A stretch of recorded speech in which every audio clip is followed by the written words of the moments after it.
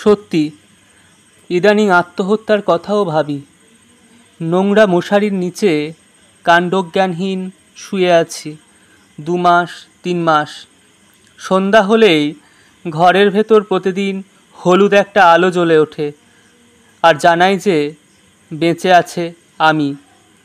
ঠোঁট দুটো বোধহয় ফুলতে শুরু করেছে, তবে মাথাটা ঠিক আছে এখনো। বিছানা থেকে উঠে বারবার আমি নিজের মুখ দেখি আয়নায়। আজকাল একটুও কষ্ট পাই না।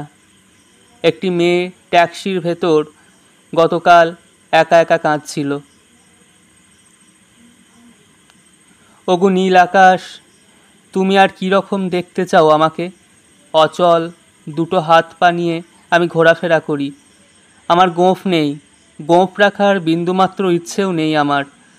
আজকাল ভাবি শুধুই চামড়ার ভেতর দিয়ে ছুরি কিভাবে এগিয়ে যায় হাড়ের দিকে, অথবা একটা কার্তুজ বুকের ভেতর থেকে কিভাবে পথ খুঁজে বেরিয়ে যাওয়ার।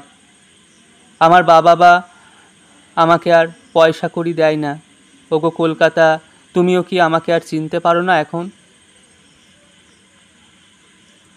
আশেপাশে আছে কিছু কিছু প্লাস্টিকের মানুষ, প্লাস্টিকের বউ নিয়ে অনবরতই তারা ঢুকে পড়ছে সিনেমায় রাত্রিবেলার খাবারের জন্য। আমি কাকে ধন্যবাদ জানাবো?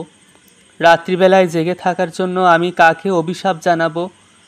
রাস্তায় কুকুরে কুকুরে যুদ্ধ হচ্ছে এখন, আর দূরে মিটমিট করছে 2-1টা নক্ষত্র।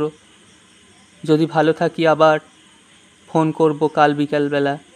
তুমি এখন ঘুরে বেড়াও স্বপ্নের ভেতর আর আনন্দ করো।